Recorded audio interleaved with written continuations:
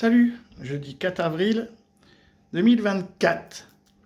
Bon, après quelques jours de tranquillité, non en fait ça chie énormément en Israël. C'est parce que je suis sur Israël 24. Ça chie en Israël, c'est un truc de fou. Surtout dans le nord, hein, vraiment, ils ont peur de l'Iran maintenant, enfin bon.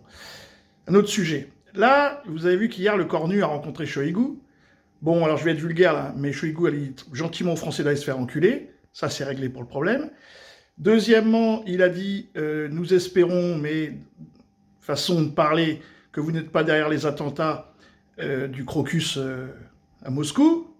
Donc ils pensent que maintenant la France, mais ça on le savait pas, moi je le savais, que la France est derrière, enfin une partie hein, des GSE.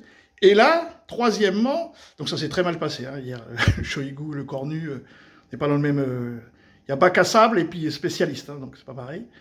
Et là, du coup, regardez ce qu'ils disent. Alors évidemment, en France, on n'en parle pas, mais là on en parle. De nouvelles informations apparaissent sur la préparation par Paris d'un contingent militaire à envoyer en Ukraine. Le commandement de la Légion étrangère française a approuvé début mars la composition d'un groupe tactique comptant environ 1,5 millier de personnes.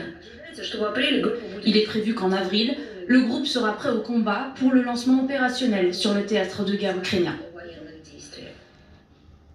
Vous voyez, c'est à peu près clair. Mais nous, on le disait depuis longtemps qu'il y avait 2000 hommes qui allaient partir. Bon, bah voilà, c'est fait.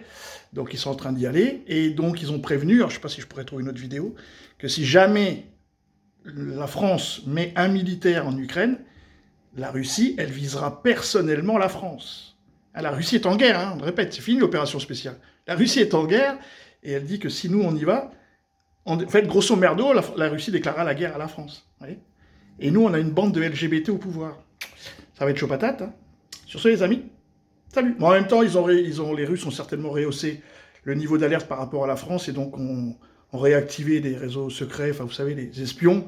Et puis, bah voilà, hein, ils savent tout, quoi. Ça, c'est pas un secret. Salut!